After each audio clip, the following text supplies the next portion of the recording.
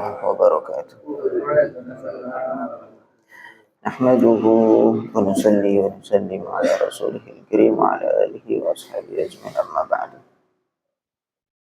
Inilah jemaah salat subuh yang dimalakan Allah, kita lanjut ngaji Dzakara fikih. Mari kita awali, kita buka majelis kita dengan kirim al-Fatihah untuk guru-guru kita. Ya hadratin Nabi Mustafa Muhammadin sallallahu alaihi wasallam wa sallallahu alaihi wasallam.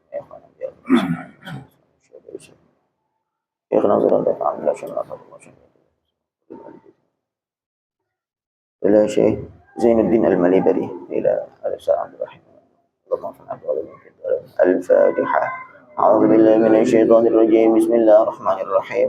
الحمد لله رب العالمين الرحمن الرحيم مالك يوم الدين إياك نعبد وإياك نستعين اهدنا الصراط المستقيم صراط الذين أنعمت عليهم غير المغضوب عليهم ولا الضالين آمين.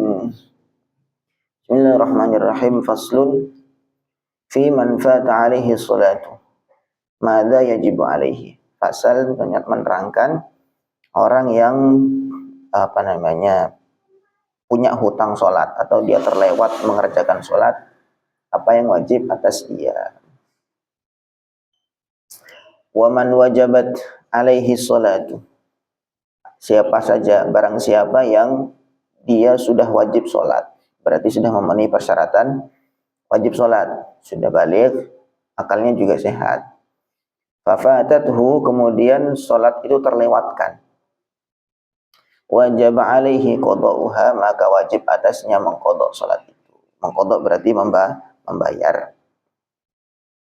Sawa'un fatat bi'udhrin, baik dia terlewat, sholat itu terlewat karena uzur karena suatu alasan yang diterima oleh syariat, au bighairi udhrin, atau tanpa uzur.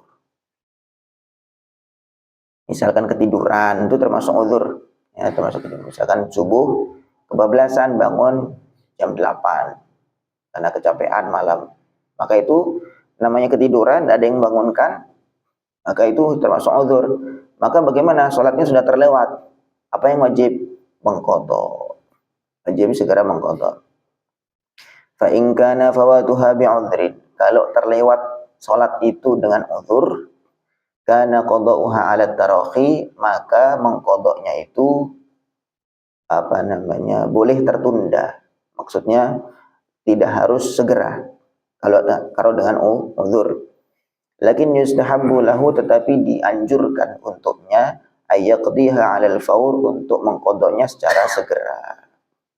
Kalau ada uzur, meninggalkannya itu karena ada uzur yang diterima oleh syariat, maka mengqada'nya itu tidak harus segera. Boleh agak nanti, boleh, tetapi dianjurkan tetap segera, karena kita tidak tahu umur kita sampai kapan. Maksudnya kalau terlewat sholat, tertinggal sholat, maka itu berarti menjadi hutang kita kepada Allah. Namanya hutang ya harus dibayar. Wa in kana fawatuha bighairi udhrin, tapi kalau terlewatnya itu tanpa uzur, wajib alaihi ay yaqdiha 'alal faur, maka wajib atasnya untuk mengqada', membayar salat itu segera, seketika. Bangun jam 8 atau misalkan memang tanpa ada uzur, enggak ada uzur sampai melewati waktu salat. Salat zuhur dia enggak salat, enggak ada uzur apa-apa, ya enggak ketiduran, ya enggak sibuk juga. Kemudian sampai masuk waktu asar, maka segera dia wajib mengqada' sholat, harus segera. Li'annahu mufarritun bitarkiha, karena dia telah melakukan kesalahan dengan meninggalkan sholat tanpa uzur. Jadi harus segera mengqada'nya. Wa idza wajaba 'alal mufarriti al-qada'u fawran. Seandainya ada orang yang meninggalkan sholat dengan sembrono, ya, dengan sengaja tanpa ada uzur, kemudian dia wajib mengqada'nya secara seketika. Fahal yajibu alaihi sarfu jami' awqatihi. Misal contohnya kan kadang kayak pertanyaan kemarin, masa-masa waktu dulu masih remaja atau apa, masih belum dekat dengan masjid dan seterusnya, meninggalkan sholat. Ya memang karena malas saja kan begitu. Nah, berarti dia wajib mengqada'nya secara segera. Dan sekarang ada orang yang sudah punya qadaan sholat, punya hutang sholat, dan dia kondisinya ini orang yang meninggalkan dengan tanpa uzur, yang gitu, tanpa uzur, tanpa alasan yang bisa diterima oleh syariat. Maka bagaimana ini? Apakah dia wajib? Fahal yajib alaihi sarfu jami' awqatihi lil qada? Apakah dia wajib menghabiskan seluruh waktunya untuk mengqada? Ya udah 10 tahun, udah 15 tahun tak sholat. Gimana nih? Apakah wajib menghabiskan 10 tahun ke depan? Atau maksudnya untuk segera menghabiskan qadaan 10 tahun itu dalam semua waktunya 24 jam. Wa annahu yahrum alaihi fi'lun nawafil, dan apakah dia haram untuk mengerjakan nawafil, salat sunnah, wa tatawu'at, dan amalan-amalan sunnah yang lain, kas salat wa tawaf, seperti salat sunnah dan tawaf. Wa kadza fi'lu furudul kifayati ka salatil janazah, dan juga apakah dia haram mengerjakan fardu kifayah seperti salat jenazah. Li'anna al-qada'a muqaddamun ala jami'i dzalik, karena qada itu, mengqada salat, membayar hutang salat itu lebih diutamakan daripada semua itu. Fihi wajhan, jawabannya ada dua jawaban, ada dua pendapat. Pendapat pertama, yajibu alaihi sarfu jami' awqatih, wajib atasnya menghabiskan seluruh waktunya. 24 jam dia punya waktu, habiskan 24 jam untuk lima dzikra, untuk apa yang disebutkan tadi, mengqada, membayar salat itu.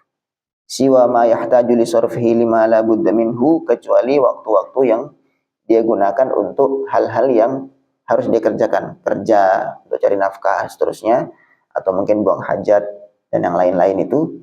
Tapi selain itu ada waktu kosong langsung digunakan untuk membayar hutang sholat.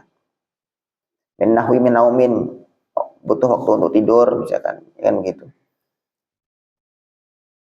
Au mu'nati man talzamahu mu'natuhu, atau mencari nafkah untuk orang-orang yang wajib dia nafkahi, istri, anak.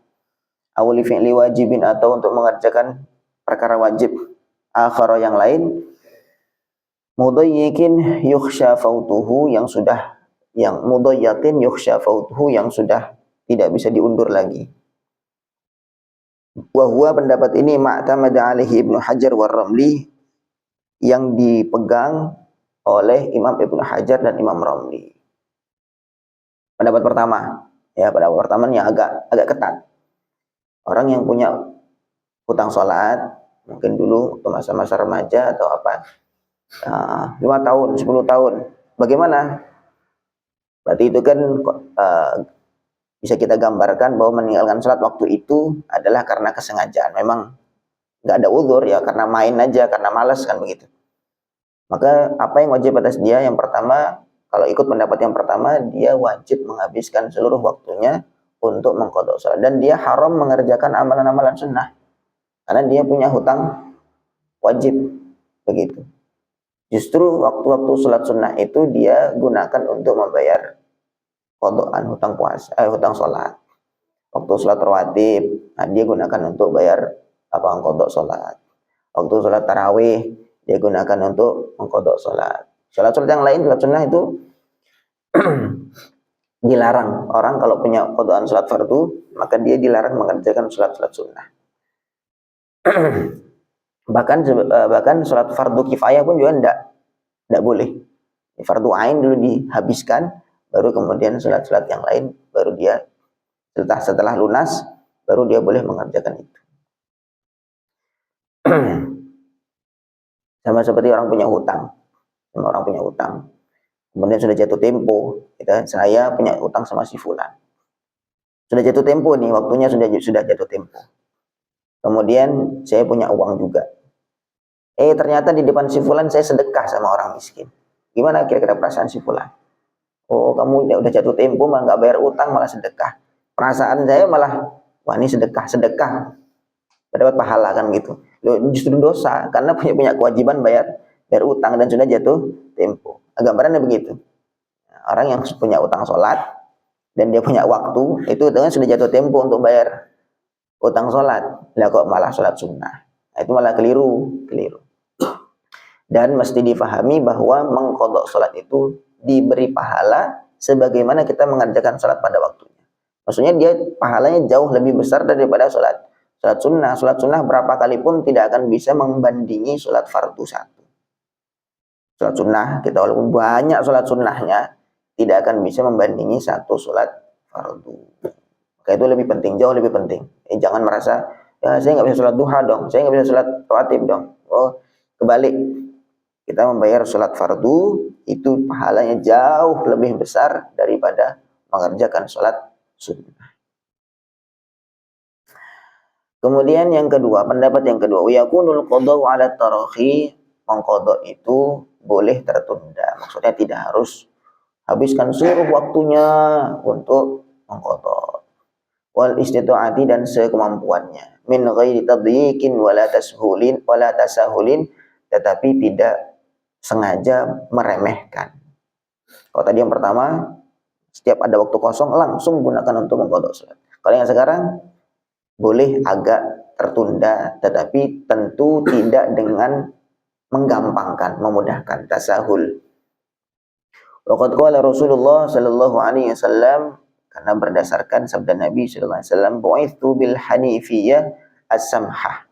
Aku diutus dengan lemah lembut dan memudahkan. Aku diutus dengan ajaran yang lemah lembut dan memudahkan. Pokoknya Islam itu agama yang solutif ya pokoknya. Dalam seluruh aspek kehidupan itu solusinya ada dalam agama. Tetapi kita jangan memudahkan, jangan menggampang-gampangkan. Ya. Kayak sholat, misalkan sholat duhur dengan asar, kita dalam perjalanan dikasih solusi. Boleh kamu menjamak, menggabung sholat duhur dengan sholat asar. Kan sudah ada solusi itu. Tapi kita kadang-kadang menggampangkan, wah enggak sholat sama sekali. Nah, itu keliru. Sudah dikasih solusi, dimudahkan. Maghrib dengan isya boleh dijamak. Orang sholat tidak mampu berdiri, boleh dengan duduk. Tidak mampu duduk juga boleh dengan berbaring. Karena ini kewajiban, nggak boleh ditinggalkan. Sehingga orang yang tidak punya kemampuan untuk itu, dikasih keringanan-keringanan berikutnya. Solusi-solusi berikutnya. Nah, kalau kita sudah dikasih solusi, justru malah menggampangkan, meninggalkan. Ini yang tidak tepat. Sikap yang tidak tepat. Kata Nabi, aku diutus memberikan ajaran yang memudahkan dan dengan lemah lembut, tidak dengan dengan kasar. Waqala aydan, Nabi juga bersabda, yassiru wala tu'assiru. Mudahkanlah, jangan menyulitkan. Mudahkanlah, jangan menyulitkan. Maksudnya ya dalam memberi fatwa, di dalam memberikan arahan-arahan dalam menjalankan agama, mudahkan, jangan menyulitkan. Karena kalau memudahkan orang akan tertarik, senang. Tapi kalau menyulitkan, orang justru akan takut. Qalahul Habib Abdullah Al-Haddad, ini disebutkan pendapat ini disebutkan oleh Al-Habib Abdullah Al-Haddad dalam kitab Bughiyatul Mustarsyidin. Ini kalau pendapat yang kedua, itu agak mudah. Maksudnya boleh waktu-waktu agak tidak harus menghabiskan seluruh waktu, tapi mungkin bisa dijadwal. Mungkin dalam sehari ini saya mengqadha 2 hari atau 3 hari, misalkan begitu.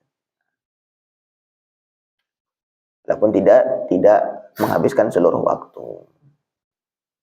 Wa idza fatathu salatun aw shalawatun, apabila orang punya hutang satu salat atau mungkin banyak salat, beberapa salat, ustahibbalahu, maka disunnahkan atau dianjurkan untuknya ayyurattibaha, untuk mentertibkannya, mengurutkan subuh, duhur, asar, maghrib, isya, itu diurut. Misalkan dia punya qadaan sholat subuh dengan sholat asar, maka ya subuh dulu, baru kemudian asar. Itu namanya tertib, mengurutkan.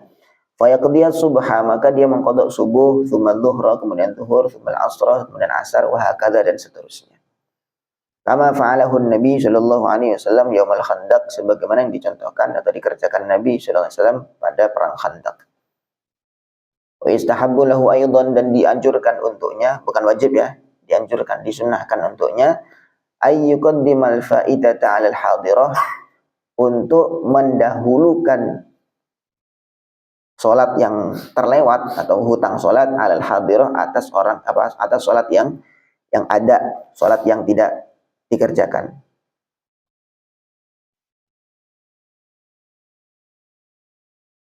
Malam yakhaf fautaha, selagi dia tidak khawatir terlewat sholat yang ada ini. Ada kita kelewatan sholat subuh, kelewatan sholat subuh karena ketiduran, atau mungkin ya memang karena tidak ada uzur, sholat subuh tidak sholat. Sudah masuk waktu zuhur. Sudah masuk waktu zuhur. Sekarang sudah masuk waktu zuhur, kita wajib sholat yang mana? Subuh dulu apa sholat zuhur dulu? Sholat zuhur sudah masuk nih, gimana? Apa kita sholat subuh dulu atau nanti sholat subuhnya selepas mengerjakan sholat zuhur? Nah, di sini disunahkan untuk mendahulukan sholat yang tertinggal. Kita tinggal sholat subuh dulu, selama kita tidak khawatir waktu zuhur itu terlewat. Mungkin misalnya masih waktu awal-awal jam setengah satu, jam 1. Nah, itu kan waktu masih panjang. Kita masih setelah mengerjakan membayar sholat subuh masih punya waktu untuk mengerjakan sholat zuhur. Tapi sebaliknya kalau gambarannya itu sholat zuhur udah terakhir, udah mau habis, udah jam setengah 4. Nah, 10 menit lagi sudah adzan asar misal, contoh. Maka bagaimana ini kondisinya? Karena nanti kalau khawatir kalau kerjakan sholat subuh dulu, nanti sholat zuhurnya malah keluar waktunya. Maka ya sholat zuhur dulu, baru kemudian dibayar sholat subuhnya. Wa illa kalau khawatir terlewat waktu yang sedang dikerjakan itu, wajib alaihi taqdimuha, maka wajib mendahulukan sholat yang punya waktu. Kayak tadi sholat zuhur harus didahulukan dulu. Wal bada'atu biha, dan memulai dengannya. Wajibu ala man dzukira, dan wajib atas orang yang disebutkan tadi, taqdimu ma fata bila udhrin ala ma fata bi udhrin. Mendahulukan sholat yang tertinggal tanpa uzur daripada sholat yang tertinggal dengan uzur. Wa in fuqidat tartibu, walaupun tidak tertib. Lianna tartiba, karena tertib itu fil qada'i, dalam membayar hutang, sunnatun adalah sunnah, wal badaru wajibun, sedangkan bersegera itu wajib. Ini gambarannya gini, kalau misalkan dia meninggalkan 5 waktu sholat, subuh, zuhur, asar, maghrib, isya. Kemudian dari 5 ini ada yang ditinggalkan dengan uzur, ada yang ditinggalkan tanpa uzur. Subuh misalkan karena uzur, karena ketiduran. Zuhur memang sengaja meninggalkan, ya karena malas atau apa. Kemudian asar karena masih kerja, bukan kerja ya ketiduran lagi misalkan contohnya, dengan uzur. Kemudian maghrib, isya tanpa uzur. Maka kalau gambaran seperti ini, wajib mendahulukan yang tanpa uzur daripada yang ada dengan uzur. Kenapa? Karena yang tanpa uzur wajib kita bersegera untuk membayarnya. Berarti mana tadi? Zuhur, maghrib, isya. Itu kan nggak tanpa uzur tadi meninggalkannya, mesti dibayar duluan. Walaupun akhirnya nggak tertib kan gitu. Walaupun akhirnya nggak berurutan, berarti zuhur, maghrib, isya. Baru kemudian subuh dengan asar, karena yang tadi ada uzurnya. Karena apa? Karena tertib itu sunnah, mengurutkan waktu sholat itu sunnah, sedangkan bersegera di dalam membayar sholat yang tanpa uzur itu wajib. Tapi kalau misalkan kayak kemarin gambarannya 5 tahun, 10 tahun, tidak tahu mana yang dengan uzur tanpa uzur, ya sudah masalah itu ya. Nah, tidak apa, dimudahkan aja. Hadza ma'tamadahu Ibnu Hajar, ini pendapat ini dipegang oleh Imam Ibnu Hajar. Wa khalafahu Ramli haitsu qala bi istihbabi tartib bainal fawaidi mutlaqan. Berbeda dengan Imam Ramli. Imam Ramli ini pendapatnya berbeda. Beliau mensunnahkan, menganjurkan tertib secara mutlak, baik tanpa uzur ataupun dengan uzur, pokoknya sunnah tertib, tidak masalah. Jadi dua-duanya bisa kita ambil. Kita mau pegang pendapat Ibnu Hajar, mendahulukan yang tanpa uzur dulu, walaupun nggak tertib, atau pendapatnya Imam Ramli lebih mudah. Lebih mudah pendapat Imam Ramli dan mazhab Syafi'i juga lebih mudah, yaitu tertib walaupun bercampur, ada yang dengan uzur, ada yang tanpa uzur. Allah.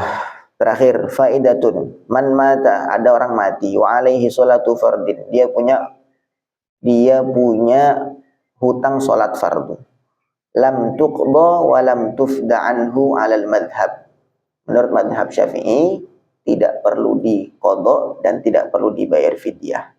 Dalam madhab Syafi'i, orang yang mati, dia punya hutang sholat nih, Maka bagaimana? Ya tidak wajib qada, tidak wajib bayar fidyah. Wa fi qaulin, nah sekarang ada perincian, ada pendapat-pendapat lain. Ada pendapat lain, annaha tuqda anhu, boleh bagi orang lain, walinya atau keluarganya untuk mengkodokkan sholatnya. Jadi mengkodokkan, membayarkan kodokan sholatnya. Boleh. Sawaun kana yusi biha aula. Baik si mayit itu berwasiat, nanti kodokkan ya, saya sholat saya punya utang 10 tahun misalkan gitu. Baik dia berwasiat seperti itu atau tidak, boleh bagi orang lain, keluarganya atau walinya atau siapapun untuk mengkodokkan sholatnya. Itu pendapat lain. Hakahul Ambadi anil Imam Asy-Syafi'i. Pendapat ini dinukil oleh Al-Ambadi dari Imam Syafi'i. Wa ghairuhu an Ishaq wa Atha radhiyallahu anhum. Dan juga dari selainnya dari Ishaq dan Atha radhiyallahu anhum. Bal naqala Ibnu Burhan anil Qadim, dari pendapat dari qaul Qadim Imam Syafi'i dinukil pendapat wajib bagi wali, berarti wali keluarganya itu, in khalafa tirkatan, kalau si mayit itu punya tirkah, punya harta tinggalan, harta warisan, wajib ayyusolli anhu, untuk mensolatkan atas mayit tadi. Maksudnya bisa juga bayar orang, bisa juga bayar orang. Tak bayar ya, kamu sholatin ini si jenazah ini. Berapa? 20 tahun. Wah, itu bisa juga. Kasaumi, sama halnya dengan puasa. Puasa juga demikian. Punya utang puasa boleh puasakan oleh orang lain atau dibayar fidyah.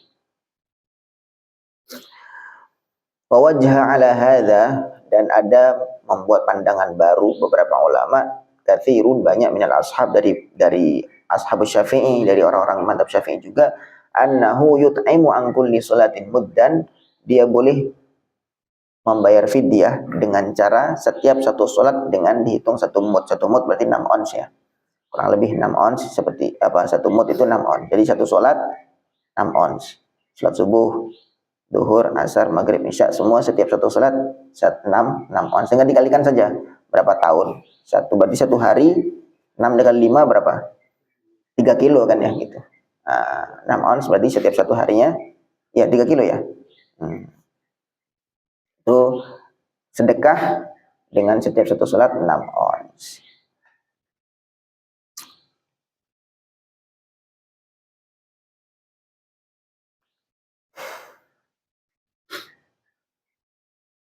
Wa naqala al-Adru'i 'anil Muhibbi at-Tabari annahu yasilu lil mayyit kullu ibadatin, sampai kepada mayit setiap ibadah. Kullu ibadatin, setiap ibadah bisa sampai kepada mayit, tuf'alu anhu, yang dikerjakan atas nama mayit itu. Misalkan sedekah atas nama almarhum siapa. Kemudian haji, atau misalkan puasa atas nama almarhum ibu atau bapak dan seterusnya. Wajibatan kanat atau mandubatan, baik amalan itu wajib ataupun sunnah. Wa fil Bukhari, dalam riwayat Imam Bukhari dari Ibnu Umar radhiyallahu anhu ada hadis, annahu amara man mata, Sayyidina Ibnu Umar memerintahkan, man mata, barang siapa yang mati, ummuha, ibunya, wa alaiha salatun, dan punya hutang salat, antusalla anha, untuk disolatkan. Maksudnya dibayarkan salatnya itu atas nama ibu atau ya siapa saja yang mati. Wa dhahiru annahu la yaquluhu illa tauqifan 'anil Nabi sallallahu alaihi wasallam. Secara zahir tentu Sayyidina Abdullah bin Umar mengatakan ini bersandar kepada baginda Nabi sallallahu alaihi wasallam. Sampai sini ada yang bertanya? Di salat itu adalah amalan yang paling wajib selepas syahadat. Sehingga dalam kondisi apapun, selama dia masih punya kesadaran, wajib sholat. Beda dengan puasa. Puasa itu orang yang sakit, dia masih sadar. Tapi misalkan dia sakit, maka dia punya uzur untuk meninggalkan puasa. Tapi kalau sholat tidak. Sholat itu Masya Allah, selama dia masih punya kesadaran, bahkan hanya walaupun semua nggak bisa gerak, hanya tinggal hatinya saja, dia wajib sholat juga. Sehingga di beberapa madhab, di madhab yang lain atau beberapa ulama banyak menyatakan bahwa meninggalkan sholat itu termasuk dosa besar. Meninggalkan sholat itu dosa besar. Dosa besar itu selain durhaka, zina, mencuri dan seterusnya, syirik, termasuk meninggalkan sholat itu dosa besar. Sedangkan kayak khoma, apa namanya, minum khamar dan seterusnya itu, maksudnya gini, ada hadis, ya tentu ulama berdasarkan hadis ya, yang menyatakan orang yang meninggalkan sholat itu keluar dari Islam. Na'udzubillah. Maksudnya orang yang meninggalkan sholat dengan sengaja bisa jadi langsung dia murtad. Baik, kemarin sudah dijelaskan. Tapi kalau misalkan orang tuh dia mungkin minum khamar, judi dan seterusnya, tidak ada pendapat mengatakan orang maksiat demikian sampai keluar dari Islam. Jadi orang yang meninggalkan sholat itu justru dosanya betul-betul besar. Sehingga apa namanya, betul-betul ketat aturannya. Betul-betul ketat. Maka penting sekali kita jaga orang-orang di sekitar kita untuk jaga sholat. Anak, istri, keluarga, teman-teman dan seterusnya. Maksudnya kita memandang orang yang belum sholat tuh kasihan, dengan pandangan kasihan. Nabi SAW beliau kurang lebih sabdakan, perumpamaan aku diutus kepada kalian itu seperti orang yang nyalakan api unggun, nyalakan api. Kemudian tiba-tiba ada serangga-serangga datang. Serangga itu kan nyari kehangatan, kayak lampu nih lah. Tiba-tiba laron datang atau serangga. Dia memang cari kehangatan. Nah, ini konteksnya dalam api. Aku nyalakan api unggun. Kemudian serangga-serangga datang. Dia maunya cari kehangatan. Karena dekat dengan api, kepanasan tiba-tiba langsung mati. Lah kondisinya seperti itulah kalian tuh, kata Nabi kepada sahabat. Kalian tuh tidak tahu apa-apa tentang akhirat, tentang apa tuh nggak ngerti. Perasaan kalian tuh nyaman, enak, padahal itu menuju ke neraka. Kemudian aku pegang ikat pinggang kalian, kata Nabi. Walakinnakum taftalitun, tetapi kalian berusaha untuk melepaskan diri. Kan gitu. Jadi kayak ngapain sih harus dikekang begini? Ngapain harus begitu? Padahal dengan kita apa namanya, bablas nerobos begitu, itu malah menunjukkan neraka. Nah, tapi Nabi yang tahu bagaimana kondisi surga neraka, sudah melihat semua, diberitahu oleh Allah Subhanahu wa taala, yaitu beliau memegangi ikat pinggang, jangan ke sana, jangan ke situ, yang sana. Nah, tapi kondisi umat itu begitu. Perasaannya dengan meninggalkan perintah-perintah itu nyaman-nyaman saja, tidak ada masalah, justru malah enjoy hidupnya. Oh, enggak begitu, enggak begitu. Kayak ini penting ya, sholat, kaitan-kaitan dengan sholat kita perhatikan betul. Bahkan termasuk kayak kemarin, sebagaimana justru pemerintah juga begitu, pemerintah harus ikut andil dalam mengatur sholat sebenarnya, kan begitu. Kayak kemarin orang yang meninggalkan sholat, kemudian dengan sengaja, ataupun dia memang menganggap sholat itu tidak wajib, bahkan pemerintah wajib mengadakan penertiban tentang hal itu. Tapi sekali lagi ini konteksnya dalam ketika semua orang sudah sholat. Kita, kalau kondisinya masih banyak yang tidak sholat, misalnya bukan negara-negara Islam yang diatur dengan aturan Islam, bukan di situ tempatnya. Tapi kondisinya dalam semua kondisi, contohnya saya di Madinah lah begitu, atau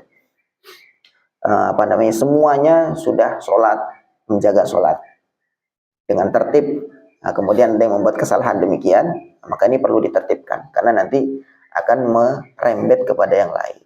Sehingga pemerintah punya kewajiban juga untuk mengatur sholat itu mestinya. Jadi tidak hanya mengatur dalam ekonomi ataupun yang lain, tetapi dalam hal agama. Dan justru ini yang terpenting karena hubungan makhluk dengan kholiknya, hubungan seorang hamba dengan Tuhannya, dengan penciptanya. Tidak ada pertanyaan? Jadi pahami ya. Jadi mungkin hal-hal yang sering kita dapati itu, orang yang wafat, kemudian dia punya utang sholat, bagaimana? Pada dasarnya dia tidak wajib qadha, tidak wajib juga bayar fidyah. Tapi kalau misalkan mau dibayarkan, monggo, tidak apa-apa. Akan sampai juga kepada mayit, sampai juga kepada jenazah. Begitu. Kemudian kalau yang masih hidup gimana? Yang masih hidup punya utang sholat, nah tadi wajib dia membayar.